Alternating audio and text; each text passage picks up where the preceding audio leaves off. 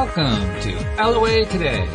I'm Walt Thiessen here with life coach Cindy Chavez. Today is Wednesday, April the 29th, 2020, 4 p.m. New York time, and wherever you are in the world, thanks for joining us for another episode of LOA Today, your daily dose of happy. And I'm happy that Cindy is back, although I had a good time catching up with my friend Joel last week, so it was like old times, but whenever we do a week of shows, Cindy, and you're not in it, I notice the difference.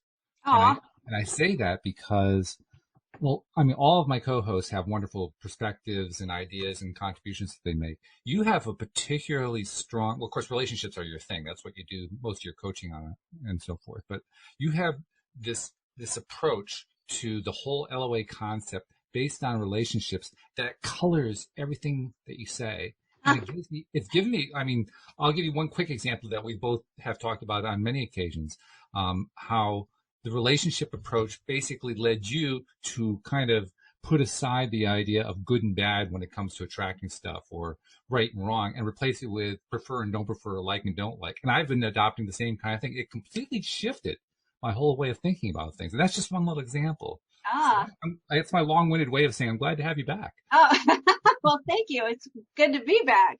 I was thinking about time, you know, the perspective of time, and how when you said the date today, we're like, it's April 29th, 2020. And I was thinking that up until now, so often we would always kind of exclaim, oh my gosh, like it's almost May. And, you know, but it feels like the last month has had 500 days in it. So it's like, I think we're all getting, letting go of that, like time is flying kind of feeling lately. I don't know.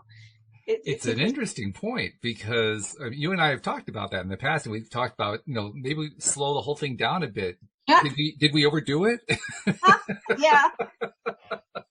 It sometimes feels like, wow, you know, I often talk about how we don't notice our own manifestations. And yet I'm noticing more and more what I manifest. And this is an example of it. Until you pointed that out, I hadn't really thought about it. But, oh my God, we actually did manifest that. Well, I remember you saying that, wow, do we really have to go this far to avoid tax day on April 15th? That's right. So it has that sense of like, okay, maybe we overdid this. Yeah, but it does seem like I saw a T-shirt that said 2020 is an interesting leap year. There are 29 days in February, 300 days in March, and 5 years in April. That's cute. So, yeah. So, but it's good to be back. I took off last week because it was my birthday, and had a great birthday, and now I'm happy to be back again. That's great. And thank you, Joel Elston, for taking my spot. And he was loving it. I was loving it. Our audience was loving it. So that was great. So yeah, everything was good. It was good. You mentioned the meme that went around that 5 years in April or something like that. Right. And it kind of brings back to what we talked about before we started the show today. We're talking about how people have been experiencing stuff during quarantine that they don't normally experience. I mean, you brought up the example of people dealing with homeschooling. Right. And that's just one of many things that people have been dealing with. That's just, their lives are shifted. Yes. One of the things that came out in the last week or two was that the divorce rate in China after the lockdown skyrocketed because people found they couldn't live with each other anymore. So interesting. You know, I've actually coached some people in the past couple of weeks that are recognizing that they don't want to be married anymore. Yeah. And one of the people that I spoke with, the way they put it was that they said, I think that this quarantine has exacerbated or, you know, caused it to be faster what they thought would be an inevitable divorce. So what I thought was interesting is that it's really not that much of a shock to a lot of people. It's just that if they have a relationship that's not working, they can manage it all right if they're not really seeing each other too much. But suddenly when they're, you know, and we've been kind of, not that I would joke about, you know, divorce, but we've joked about, you know, all the togetherness. That's right. What is all the togetherness? How is it showing up for you? And what I realize is that it's we've talked about money in this way before. Like, in other words, people will say, people will discover sometimes through coaching that they had a fear of becoming wealthy because they thought that being wealthy would turn them into like a jerk. Mm. And they'd be like, well, why? Well, probably because they grew up hearing people say that wealthy people are jerks. Mm-hmm. Right. And so they don't want to be that. And so they keep a distance away from too much money because they don't want to be seen as a certain thing that they find distasteful. But what we've said on our show is that money is just a magnifier of whatever you already are. If you're already stingy, you're still going to be stingy when you get a lot of money. If you're a creative person, you're going to just have more money to spend on whatever tools you need to create things. Mm-hmm. If you're generous, you're going to have more money to give away. So it's just going to magnify. And I think that this quarantine or being together with groups of people or another person or being alone, it's just magnified whatever was already there. It doesn't really create something out of nothing. Either your relationship was solid or not. And so I have been coaching people around relationships, especially in the last couple of weeks. I think, how long has it been? I've been quarantining for 40 days. How long has it been?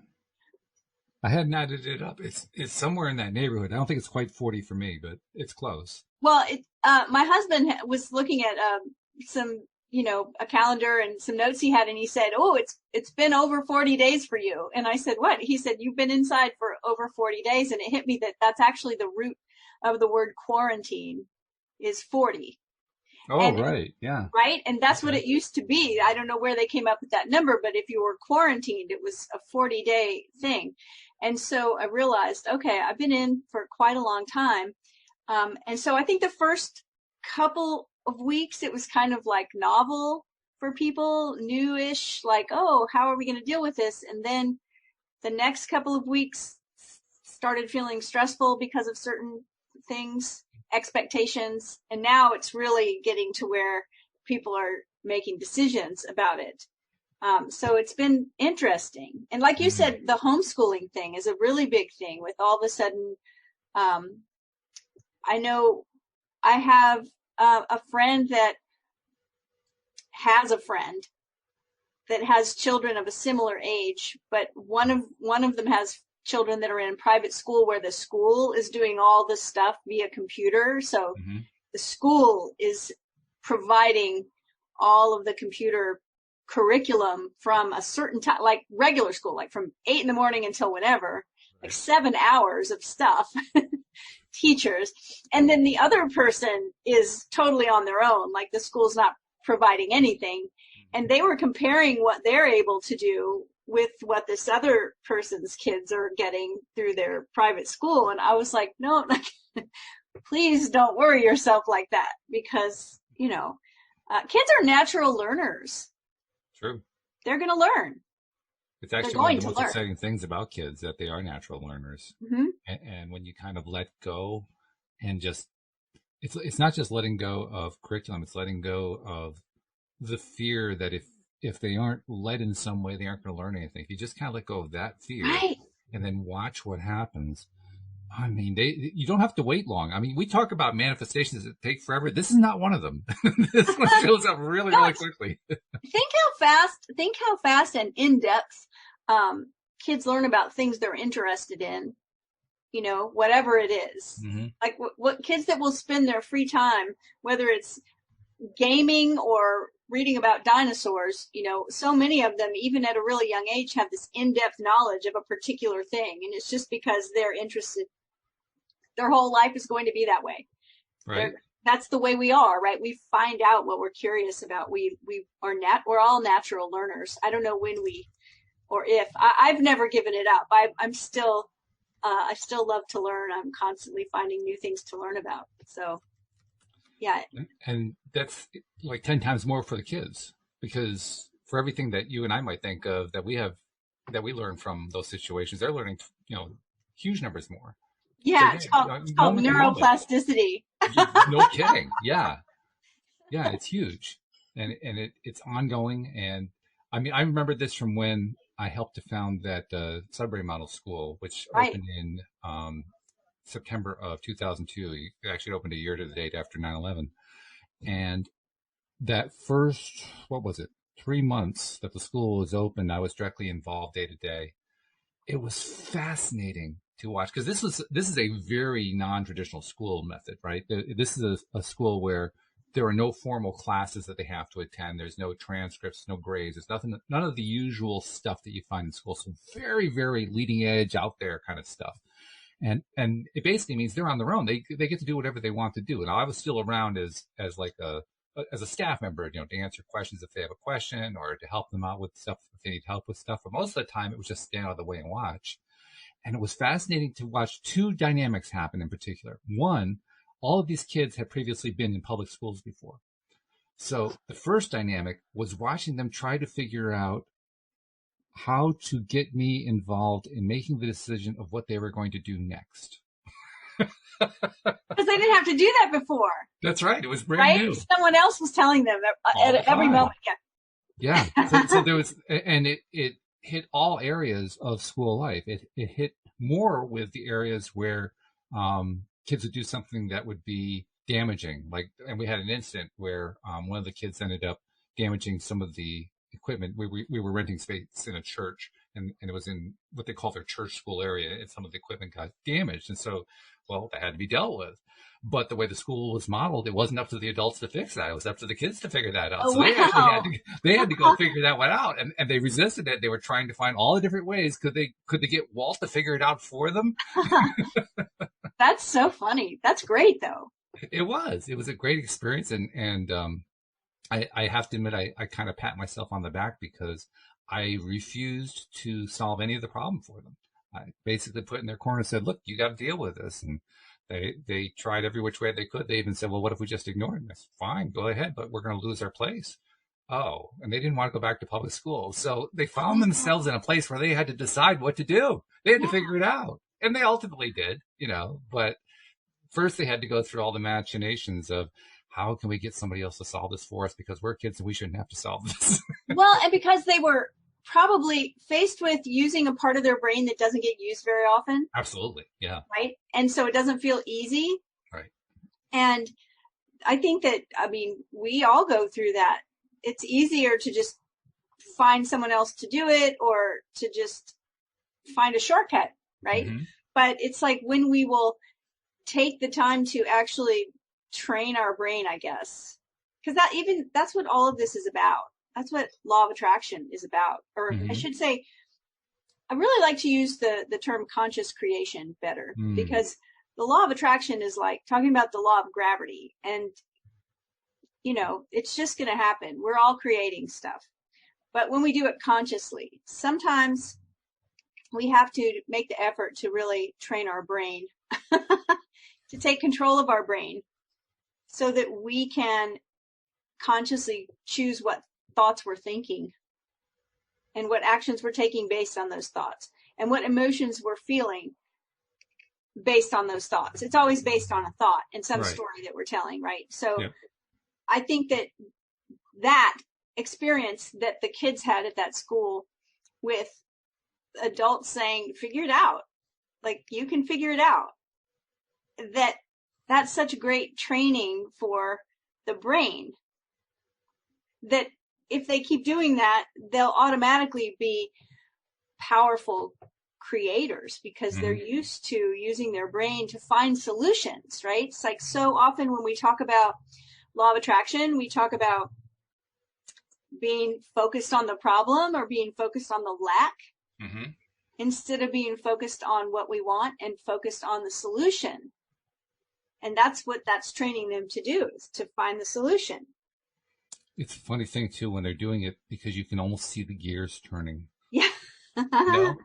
Right. I mean, you literally just watch the body language of the kids and you can just see how they're trying out different combinations in their minds. And you can hear it, too, because if they're talking with each other, you're kind of following all that. Although, because there's an adult in the room, they're trying to keep the conversation to a minimum because they don't want to give any clues away.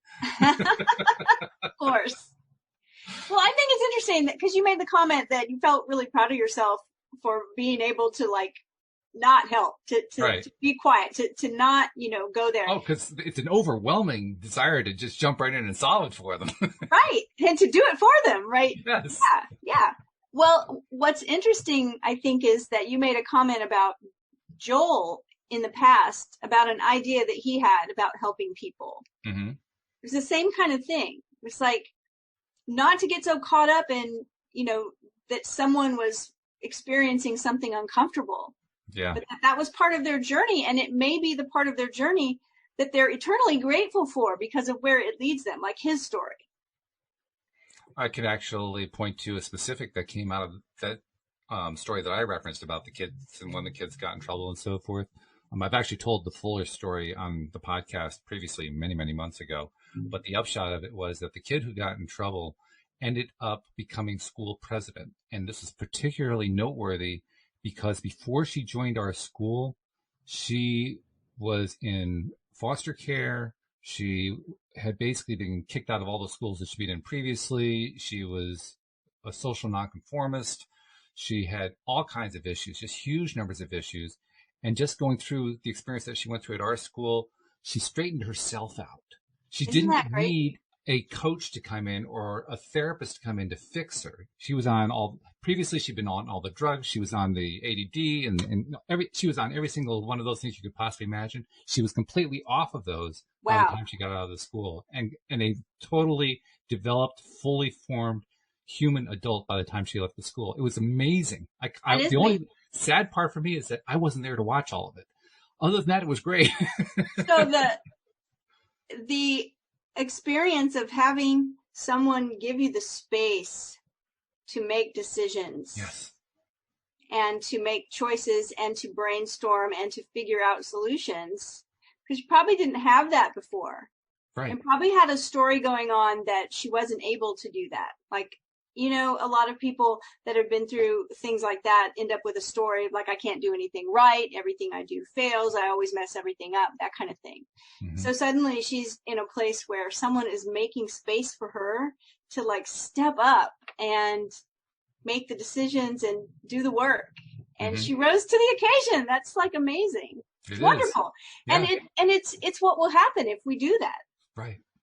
Right? Like we all can do that. We all can use our brain that way. Use our One of the thoughts. hardest things for parents who consider sending their kids to a school like this, because this is a big deal for a parent to send their kid to a school like this. This is non-structured.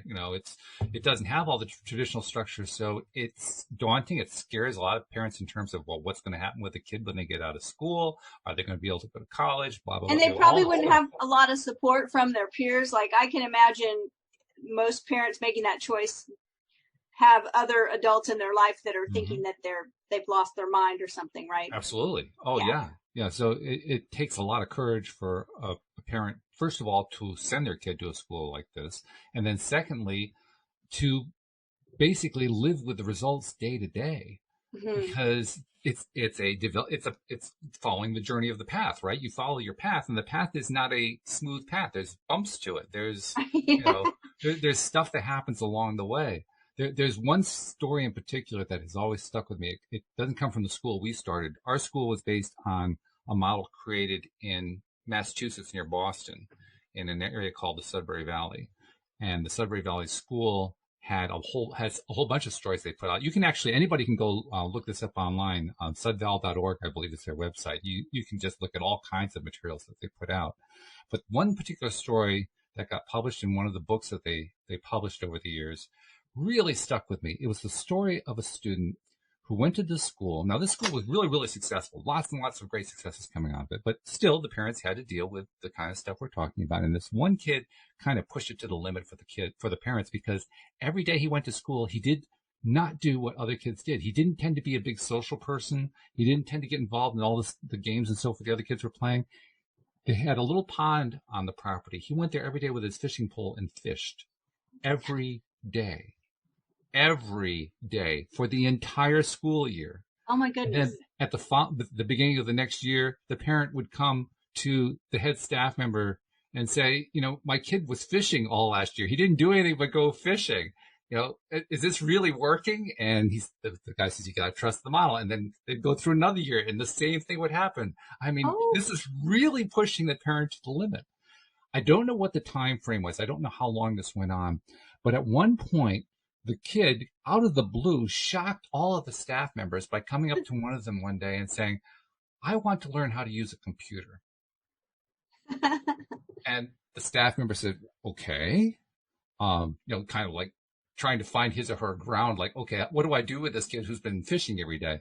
Well, you do understand this. Now, this is not modern computers. This is like, 20, 30 years ago. So this was right, like early in the right. development of computers. You understand that in order to use a computer, you have to have some math skills, right? And you have to know how, you have to know English pretty well because you have to type everything. He says, oh, I know all that. Where did you learn that? Well, when I was fishing. To this day, they don't know where he learned all this stuff. He claims he learned it while he was fishing.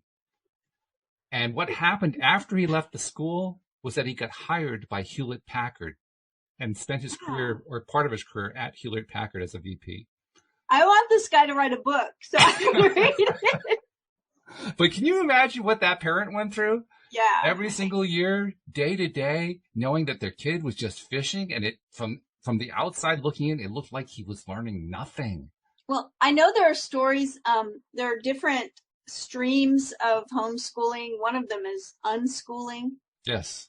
And there are also a lot of different thoughts about reading, learning to read and reading. Mm-hmm. Now, I used a particular model that I've been racking my brain to try to remember the name of it because I can't, because it's been 30 years. But both of mine were reading when they were about 3. Mm-hmm. But there were other schools of thought that they wouldn't teach reading at all. And these kids would be like 9 years old, 10 years old, and not reading. Mm-hmm. And then suddenly a year later, they'd just be reading Dickens. They'd just be picking up like, whoa, what just happened? And it was like when they were ready. So all of the parents that are putting so much pressure on themselves right now to be teaching for hours and hours a day. There's been several things I've read that have been really wonderful and kind. One of them was from a teacher that basically said, dear parent who is trying to homeschool, like catching your child up after this is over is my job. Mm. And what your child needs right now is to feel safe and loved and grounded and to have some playful times and to create memories of all of that. And that's your job. And I thought it was just really, really nice, right? That's great. Yeah. I mean, that's a rare teacher to be willing to put the parents at ease like that. Yeah, I thought it was so important because I know, there's all these parents that they're also working from home and being expected to homeschool their kid and get the work done. It's like, that's a lot. It's a lot. I homeschooled mine for 6 years and it was a full-time job. Mm-hmm. And I didn't even have a seriously structured curriculum. At some point, I decided to kind of go without a curriculum and let them learn, but we still spent a lot of time with all of that learning, right? I let them learn geometry by building a scale model of a castle in the living room that took up the whole living room. Right? And if you want to learn math, just learn how to cook. That's true. That's very true. Right. So there's all kinds, it can all be, all of those subjects and topics can start to become integrated where you're learning all kinds of different things while you're learning one. I mean, learn some carpentry, build a birdhouse. You're going to need some math there too, and architecture and geometry. And so, especially the younger ages, there's so much, they're just going to learn naturally because that's what they do. Now, I don't know that I could learn how to read and write and use a computer by fishing every day, but sounds like someone has done it. Someone did it, yeah. Right? Well, there's also, I don't remember what, I'm trying to rack my brain to remember what this guy's name was. He was an Indian educator, and he did something pretty dramatic. He went to the slums of one of the poor cities in India, and on a street in one of the poor neighborhoods at sidewalk level, at the height that a small child could handle, he had installed in the wall, kind of like you would find a teller machine built into the wall. He had a Right. computer installed in the wall. Oh, wow. And the computer could be used by any kid. It had an internet connection. But there were like two little gotchas where it was concerned. The first was none of the kids in this particular area knew English, and the computer was written in English. Oh, And the second gotcha was there were no instructions on how to use it. So it was basically put there, and then let's see what happens. He came back a year later and learned that all of the area kids had taught each other how to use the computer. They learned it together. They learned how to cooperatively. They taught themselves how to do it. They'd become really proficient at it, and they were basically begging to have more than to work with. They taught themselves English in the process. that's I mean, amazing. they did the whole thing. They taught themselves the whole thing. And That's this is not fantastic. something that happened just once. He's replicated this experience in a number of different places around the world, and it's always producing the same result. That's fantastic. Yeah. Yeah. You can Well, actually see it. There's a TED Talk by this guy, and if I can remember his name, I'll tell you the name so you can go look it up. But he does a TED Talk on what his experience was. that's so cool. That Yeah. reminds me of certain games that I've played before that they don't give you any instruction. It's like, all right, and you just trial and error, and eventually people start to write tutorials and things, but in the beginning of them, you just figure it out. You just have to figure it out, and you will figure it out, right? Mm-hmm. And it's good for our brain actually to do that. It is. It is. I've been taking advantage of this whole stuck at home routine to really work my brain. I've been doing that actually before going back to November when I started this programming project. Right. I've been learning stuff that I thought I was never going to learn because I'd given up on it. I'd given up on myself. And I've been stretching my brain. Talk about plasticity. Yeah. Neuroplasticity. Oh my goodness. My neuroplasticity has definitely improved in the last 6 to 8 months just because of that That's activity. awesome. So, okay, so now I want to kind of pick your brain about it. So you've noticed that. Yep. So how have you noticed that affecting like your conscious creation practice? That's a good question. How have I noticed it in relation to conscious creation? I'm not sure I've drawn a connection that way, but if I were to look at that, I would say the biggest connection is that my confidence has improved. Oh, yeah. Because I was doing something. I mean, when I started, first of all, I picked a platform that was probably not the best platform to start with. It was just not the right choice.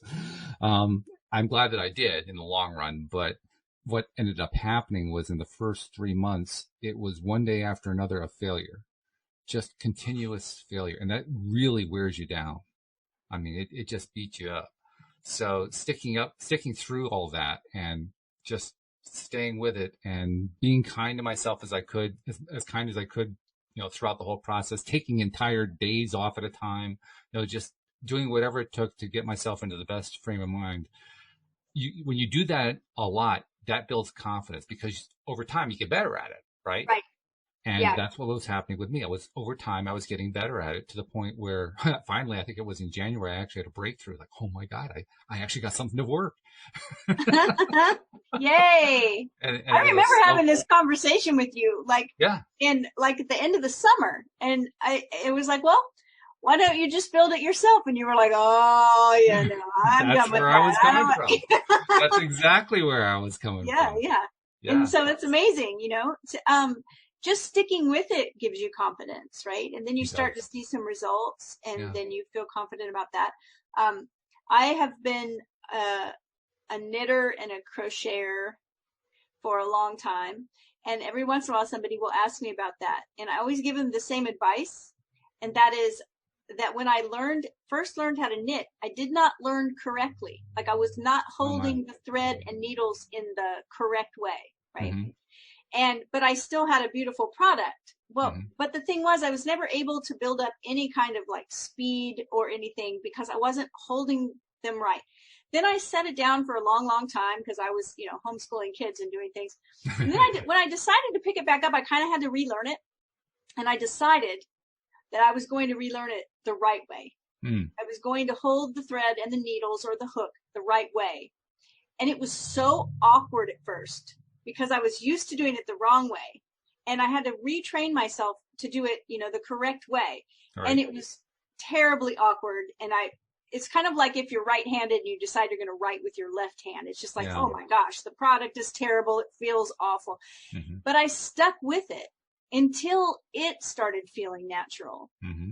And I could not believe how much better, faster, easier everything was because I stuck with learning it the correct way. And so I always think about that and kind of apply it to everything, because now I'm really confident in my skills, right? And I didn't have that level of confidence the first time around, even though I was producing beautiful things, but it was because it just wasn't doing it correctly, right? Right. And so I think about that, how we apply that to law of attraction. I was just talking to somebody this morning in a coaching session about not neuroplasticity, but neural connections. Mm. And they were having a certain thing happen. And I said, you realize that you're in this loop of just having a response to a certain thing, a response you don't like. That's why you're reaching out to me, because you don't like the way you feel.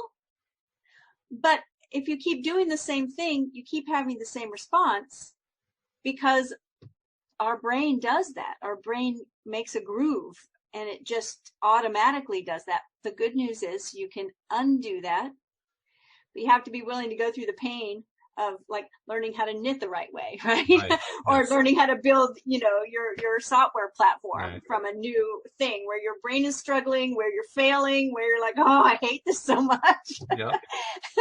But then one day, suddenly is that wonderful, miraculous day when things go right and you realize you do have skills, you have learned something, and you do have the confidence. Mm-hmm. And it's like you leveled up. Yeah. I mean, right? It's also, I think it's more about, you mentioned earlier that I was so resistant to it. That's not the way you said it, but that's what it amounted to. I was really, really resistant to it. And it was true. I was resistant to it. Right. And that resistance carried through. It carried into when I first started the project. I was resistant for those first few months, and I'm sure that was leading to my lack of success. I ended up spending a large chunk of that time just kind of going to school online, just learning some stuff, relearning some stuff I'd previously learned, but learning it more completely than I had before and trying to build on that foundation. And even there, I found day to day that program that I had written for myself that said, oh God, this is so painful. I don't want to have to do this, made it painful so that I didn't want to have to do this. I had to learn how to refocus my attention on this isn't so bad. There's actually some good stuff I'm getting out of this, finding positives, finding silver linings before I could even learn anything. But see, we're resistant for such good reasons. Tell me what mine were, because I don't know what mine were. Well, I was thinking about that this morning, in like a part of my life where I grew up in a home that had a great deal of conflict. Mm. And so I didn't want to have a home full of conflict, right? Yeah. And so I had terrible boundaries. Mm-hmm. I said yes when I didn't want to say yes. I agreed to do things I didn't really feel like doing, but I just didn't want to have conflict. Well, but it was for such good reasons. Mm. I didn't want conflict. I didn't want to be mean, right? I didn't want to deny people the things that they expected of me. I wanted to be seen as caring and giving. I had great reasons. Mm-hmm. It's the same thing with any kind of resistance. Like your reasons for being resistant is, I don't feel like struggling.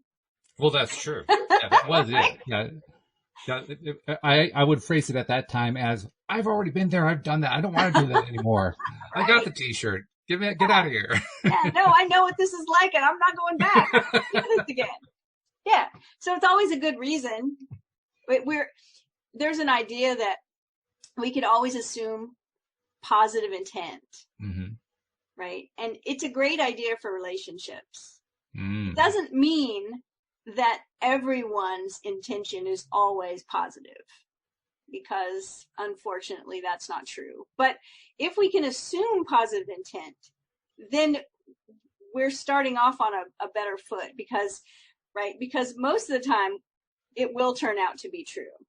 And there's less resistance that way if we just assume that. So it's like with you saying, it's like you had this story you were already telling because of past experience. Mm-hmm. And it's like that for all of us. I think so.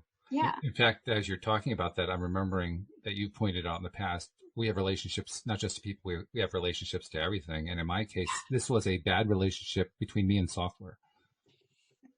Yes.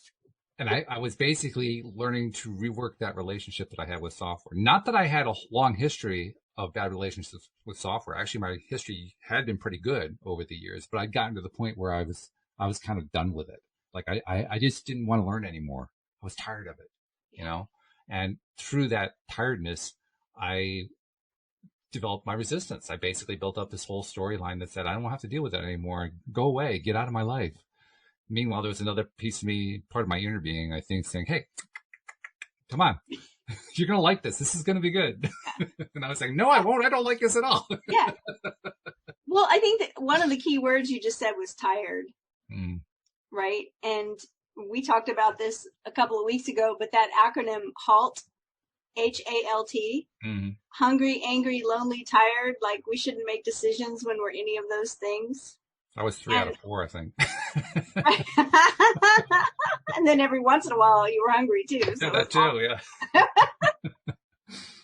yeah. So I think that that's important to remember, is that with everything, with conscious creation, with what we're involved in right now, with this terribly strange pandemic where we're all inside, is that everything has an ebb and a flow, and this too shall pass. Nothing is like forever. When we make decisions, sometimes we make them all based on past experience, because it feels like every decision we make sometimes is like so weighty and it's just going to be forever. But the truth is, somebody said to me one time, I thought it was kind of brilliant. They said, if you manifest something that you don't want, just give it back. It's true. That's a great point. And I was like, okay. Because I would go into, I'm very analytical, and if I'm going into making a decision about what I want to manifest next, sometimes, oh my gosh, I can really just drive myself up a wall. Me too. I'm just not being clear on it yet, and then just going around and around and around, because what if this and what if that and hearing someone say that to me, it's like, well, if you manifest something you don't want, just give it back. You don't have to keep it. I was like, oh my gosh, aha moment. And so now I remind myself of that all the time. It's like, you know what? Give it a shot. If you absolutely hate it, then make another choice. That's brilliant. I love the analysis, to eliminate analysis. I mean, that's what that is. That's getting rid of analysis through a very simple analysis. It says, I don't have to keep this thing. Right. There's a phrase, it's called paralysis by analysis. Paralysis by analysis. Boy, am I a champion at that. Oh my goodness. Me too. Gold medalist. Man, I'm good at it. But it hasn't been as much of a problem ever since I had that idea. Yeah, I'm going to keep that one in mind. That's good. Just change it if you don't like it. Everything is always changing anyway. This is true. Right. We mentioned Joel earlier. Joel used to tell me exactly that.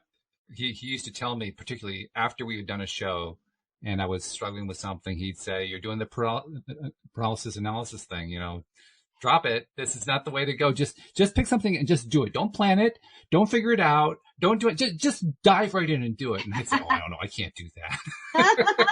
Right? Yeah. But I did get to the point where I could try to do that, and it wasn't so bad. Yeah. I was actually a little surprised the first time I tried it. Like, okay. I mean, the hard part was just going through it for the first time. But none of my fears that I had associated with it actually came to pass at all. It was just weird. It was just different. That's all. In the Christian Bible and the Jewish Bible, because it's in the Torah, there's a story of Job, the book of Job in the Bible, where every bad thing that could possibly happen happened to this guy. Yes. And in the story, Job says, the thing I feared the most has come to pass. And as much as we talk about, if you keep worrying about something, you're going to be more likely to have that thing. I still hold to the idea that, what, the thing we fear the most hardly ever comes to pass. Pretty rare, actually. Right? So I think that's a really rare story. The thing I feared the most has come to pass. Not that we should fear things, but I don't know. That's another topic for another day, but We'll bring that one up. I actually wanted to acknowledge a couple of people in the live stream yes. who've been sharing some stuff. And I wanted to say, first of all, to Ignacio, I'm sorry. I was trying, he or she came onto the Zoom platform, and I tried to send a message, a text message, a chat message, and realized that with the new setup we've got, because we got hit with hackers a few weeks ago. So I had to I set up heard, this new yeah. setup. And everything goes into a waiting room. Apparently, if I send a message to a waiting room, the person in the waiting room can't send a message back. I didn't know that. So Oh, this person was probably trying to reach me, and then they went back onto the Zoom platform, or I'm sorry, the YouTube platform, and said, I have this interesting story to tell. Well, I didn't see that till it was too late, so I apologize for that. But probably the best thing to do is just tell us what you can about the story in the chat. We'll share it that way, and we can talk about it that way. And please then do. and Josephine also added something. She said, I'm writing a short story about a couple in quarantine with their kids, which fits in exactly with what we're talking about. Yeah. So when you get somewhere with that story, even if it's not finished, Josephine, share the story, because especially on a Wednesday when Cindy's here, because I mean, it's right in line with what we're talking about. Right? Yeah. Are you writing it based on personal experience, Josephine? It's a good question. I'll have to see if she answers that, but I wouldn't be surprised. I mean, that's the best way to write anyway. You know that. We both know that. Writing Yeah. from experience is always the strongest way to write. One of my favorite authors, Elizabeth Gilbert, who was so famous for writing Eat, Pray, Love, which was somewhat of a memoir. Mm-hmm. But then she wrote a fiction book. I mean, she's written more than one fiction book, but a really great fiction book that I loved. And I heard one time in an interview where she said something like, if you really want to know about a person, just read their fiction, not their memoir. That's true. Right. She said, my fiction's probably a lot more autobiographical than than my other writing. I thought that was kind of funny. So we'll be interested to see what you come up with, Josephine. It's a great thing to be writing about right now. Absolutely. Yeah. I hope there are a lot. I keep telling myself I should be writing more. I've been writing a lot, but writing in the context of what's going on right now, because small details that kind of seem boring to us now, when you look back on them in history, they aren't boring. Mm. Right? My son is a chef, and he shared something about in the 1919 flu pandemic, that there were armed guards that were set up on the water to keep people from raiding the oyster beds. Oh, okay. Because oysters were thought to ward off the flu. Ah. But the reason was because the oyster brine is loaded with zinc. Oh. And zinc actually does help the body fight off viruses or bacteria or whatever. So I thought that might have seemed so boring at the time, but now looking back, it's so interesting. And so I hope that, a lot of us that are writers are writing things down and keeping track of the way things are right now. I think that is probably true. I would not be at all surprised if we start seeing novels and nonfiction books coming out of this experience where this becomes regularly referenced in the material.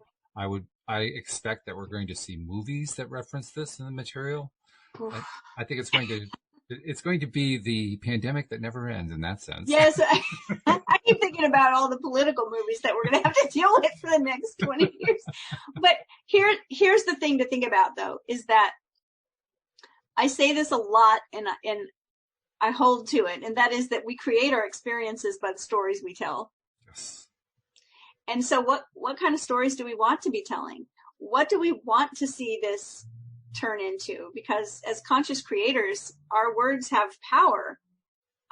And the more we tell the truth, and the more we keep our word, the more power our words have. Right? And so what are we talking about, and what do we want to see, and what do we want to experience while this is all happening? How do we want to, unfortunately, there are a lot of people that are now quarantined, a lot of probably mostly women that are now quarantined with their abusive partners, right? And that's been a big deal. It's been in the news. It's been in, there have been hotlines for people, right. Strategies to help people in that position. But looking at it from an opportunity standpoint, it's like, what kind of power do we want to step into? And what do we want our predominant energy to be while we're in this situation? Because all of that is going to create the future, right? It does, yeah. Yeah. You're naming a particularly challenging type of situation, but literally everybody is going through a situation one way or another where they're faced with this exact same question if they're in an LOA circle, if they're aware of the fact that by changing their story, they're going to get a different experience. So it's kind of like what we were talking about a few minutes ago about like when I was last fall considering this programming project, you were suggesting it, and I was saying, no, no, no, no, no. Yeah. You know, I had to decide that it was worthwhile for me to even attempt to change my story before I could begin to change the story. You have to make the decision. You have to decide, okay, I don't know how this is going to work out.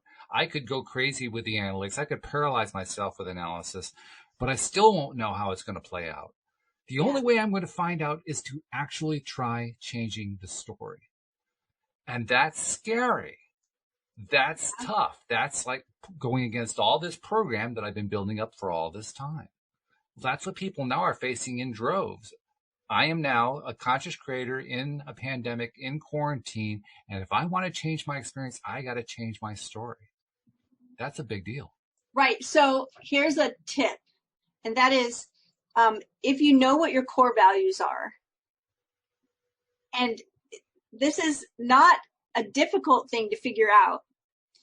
It sounds like it. And if you ever do a Google search for like lists of core values, there are lists out there with like hundreds and hundreds and hundreds of things. And if I, as your coach today, ask you to just tell me the top 3 or 5, that's really difficult. And a lot of times people start looking at these lists and then they see values that they think they should have, like, well, I am married with kids, so shouldn't family be one of my top core values, right? It's like, oh, I should. But that's not what we're talking about.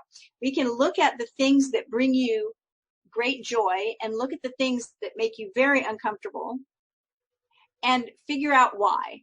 So my top core values, freedom, beauty, creativity, those are some of my magic. Those are some of my top core values, right? And how do I know? Well, because when I don't have those things, like I could never go to an office every day in a cube, in a white cube that couldn't be decorated, and I would go bonkers. Why? Because I have a really high value around beauty. So I want, my office is full of beautiful things, violets and, pretty things, right? Because that's how I want to experience life. Right. So someone who has a value around like being outdoors may really be struggling in a place if they can't get outdoors. So if you know what your core values are, then you can write your story around that. You can say in 6 months or a year or whenever this thing is over, and I look back at my experience, what would have had to happen for all of my core values to have been being honored? So like, I am a painter, so I set up I don't have a studio right now, but I set up like a painting studio in my house so that in this time of quarantine, I can spend some time painting. I've been writing. Right? So when I look back and tell my story of what it was like in quarantine, hopefully those values will be honored. So just something to think about if you're wanting to write a story to create some new thing in your life moving forward, coming out of this, right? We all feel better when we've honored our values. That's true. That's very true. Something else that I know is good to do, but again, can be challenging when we're changing the story. Because that's really what we're talking about. We're changing the story from the one that we've been experiencing that we don't like all that much. Because it's not all that much fun to be forced to do something that we're not really enjoying doing. Right. But changing the story to what we do like, to what we do enjoy, we do value. First of all, like you said, you have to identify what it is, and then you have to actually dream about it a little bit. I mean, that in itself, if you're not used to dreaming about this thing that you actually enjoy, it can be a struggle the first few times so what would I do if I could do this thing that I love so much?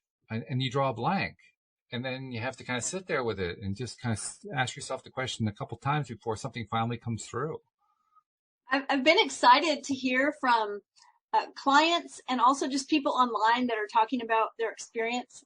How many people in my realm anyway, who have started taking classes online to learn something new. I had one that started taking like the next level of their degree, just said, I'm going to go ahead and finish this. I'm going to do it online.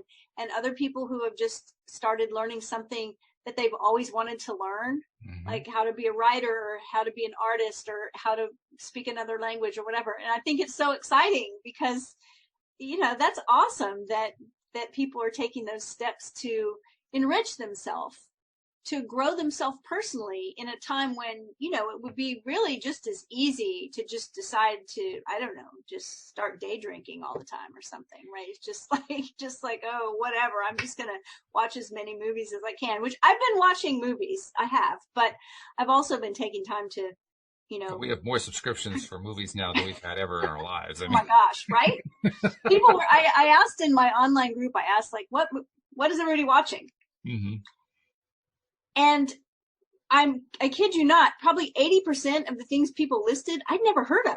Yes, right. Right? Like, somebody says the name of a movie or a TV show and you've heard of it all the time, but you've just never seen it. It wasn't that. It was like, I really think 75 to 80%, I was like, some of the channels, I'd never even heard of the channel. Right? I was like, oh my goodness.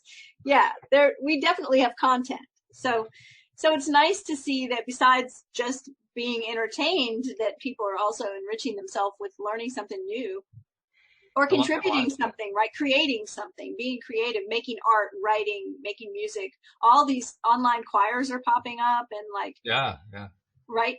Like people that are playing music over Zoom together. Right. It's amazing. I'm impressed by that because Zoom can sometimes have a lag. So the fact they can do that at all is really pretty good. Can you imagine? It's like, that one player seems like he's off.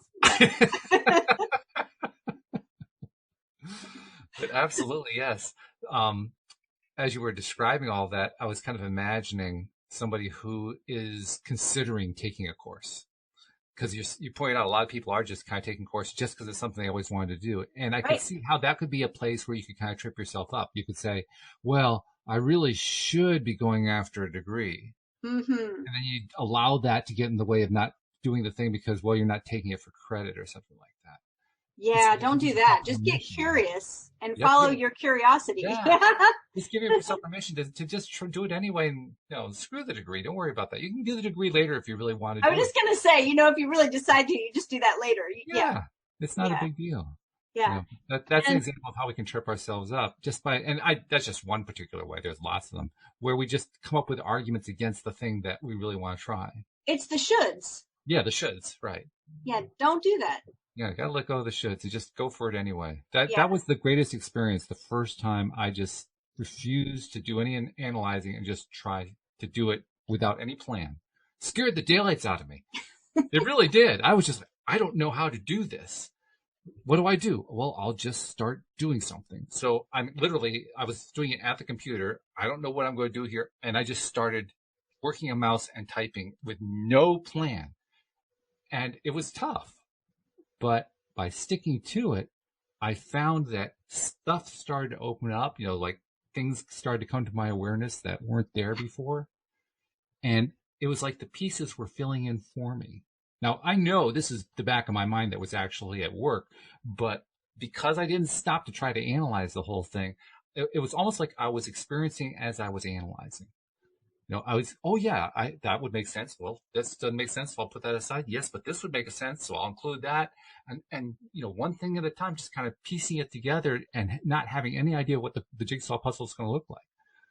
But the cool thing is that it started just coming to you because you gave it the space to come to you. Right. Right? It's like you made the space by saying, okay, I'm going to just open up the potential here. And then it started showing up. This has nothing to do with that, except for that it's connected to the idea that everything we want's already here. Mm-hmm. Like, you've heard that idea before in LOA circles. I've heard it in magic circles. It's like everything you want is actually already here. So I'm going to tell this cool story just because I've been sharing it with everybody. Okay. I don't know if you know what a hagstone is. I do not. A hagstone is a rock with a natural hole in it. Oh, okay. Some of them literally look like a little donut. Mm-hmm. And then some of them it's any kind of rock of any size or shape that has a natural hole in it. And they use them a lot in folk magic. And it said that you can look through the hole and see magical beings or fairies, or, you can use them like a crystal ball or like a scrying mirror, right? By looking through the hole. Well, I've always wanted one. And the beaches that we're close to are that very smooth, they call it sugar sand. It's white sand, very small, not a lot of rocks anywhere.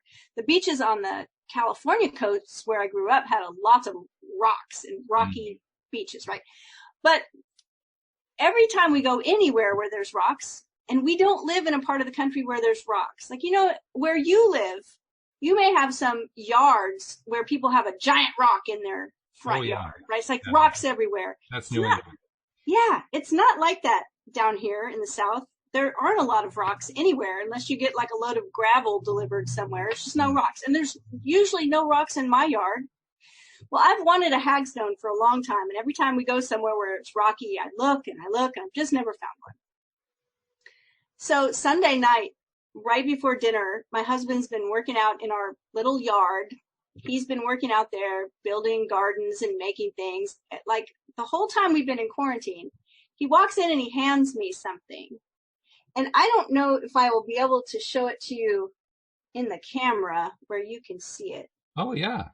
But it's a rock with a hole in it. With a hole in it.